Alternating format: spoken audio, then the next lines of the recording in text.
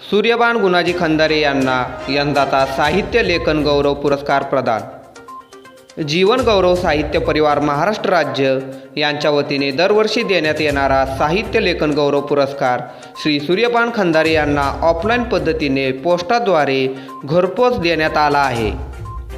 स्मृतिचिन्ह, प्रमाणपत्र व मेडल असे या पुरस्काराचे स्वरूप आहे।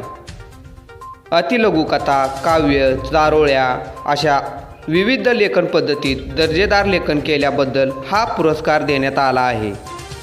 रयत विज्ञान परिषदेचे सचिव श्री डॉक्टर सुधीर कुंभार सर यांच्या हस्ते हा पुरस्कार सूर्यबान खंदारे यांच्या राहत्या घरी देण्यात आला।